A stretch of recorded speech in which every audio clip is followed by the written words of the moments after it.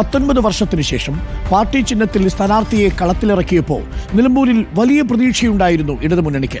പക്ഷേ എല്ലാ പ്രതീക്ഷകളെയും മറികടന്നായിരുന്നു ഉപതെരഞ്ഞെടുപ്പിന്റെ ഫലം. ആദ്യ 8 റൗണ്ട് വോട്ടെണ്ണലിൽ ഒരിക്കൽ പോലും മുന്നിലെത്താൻ ഇടതുപക്ഷത്തിന്റെ പടക്കുതിര എം സ്വരാജിനായില്ല. 9ാം റൗണ്ടിൽ മാത്രമാണ് സ്വരാജിന് മുൻതൂക്കം ലഭിച്ചത്.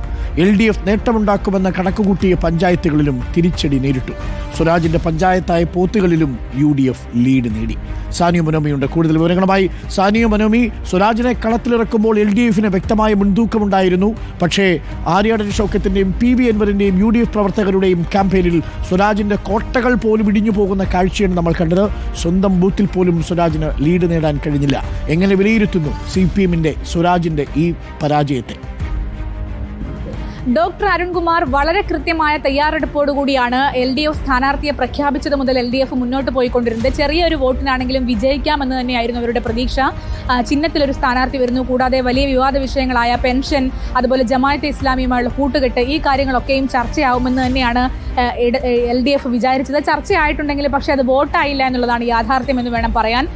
കാരണം വോട്ടെണ്ണലിൻ്റെ എല്ലാ റൗണ്ടിലും എന്ന പോലെ തന്നെ മുൻപിലെത്താൻ UDF സ്ഥാനാർത്ഥിക്ക് കഴിഞ്ഞു എന്നുള്ളതാണ് ഏറ്റവും പ്രധാനപ്പെട്ട കാര്യമായി നമുക്ക് എടുത്തു പറയേണ്ടത്. ആദ്യ റൗണ്ടുകൾ മുതൽ തന്നെ ആര്യാടൻ ലീഡ് എടുത്ത് തുടങ്ങിയിരുന്നു. ആദ്യം എണ്ണിയ വഴിക്കടവ്, മൂത്തേടം, എടക്കര പഞ്ചായത്തുകളിലൊക്കെ വ്യക്തമായ ലീഡ് UDF സ്ഥാനാർത്ഥി നേടുന്നുണ്ടായിരുന്നു. വോട്ടെണ്ണിയ ആദ്യ 8 റൗണ്ടുകളിലും വ്യക്തമായ ലീഡ് UDF സ്ഥാനാർത്ഥിക്ക് ഉണ്ടായിരുന്നു. ആദ്യം UDF ലീഡ് നേടുന്ന പഞ്ചായത്തുകളിലാണ് എണ്ണുന്നത്. അതുകൊണ്ട് തന്നെ പിന്നീട് തങ്ങൾക്ക് അനുകൂലമായ പഞ്ചായത്തുകൾ വരുമെന്നും ലീഡ് തിരിച്ചു പിടിക്കാമെന്നും LDF കരുതിയിരുന്നെങ്കിലും ഒരു ഘട്ടത്തിലും അതുണ്ടായില്ല എന്നുള്ളതാണ്. സ്വരാജിന്റെ പഞ്ചായത്തായ പോത്തുകൽ പഞ്ചായത്തിൽ ഉൾപ്പെടെ ആര്യാടന്റെ കുതിപ്പാണ് കണ്ടത്. 9ാം റൗണ്ടിൽ പോത്തുകൽ ഉൾപ്പെടുന്ന 9ാം റൗണ്ടിൽ ഒരു തവണ ലീഡ് എടുത്തത് ചെറിയൊരു ആശ്വാസം ഉണ്ടായിരുന്നു എന്നുള്ളതാണ്. LDFന്റെ ശക്തി കേന്ദ്രങ്ങളിൽ പോലും ഷൗക്കത്ത് കടന്നു കയറിയ കാഴ്ചയാണ് നമുക്ക് ഇന്ന് കാണാനായത്.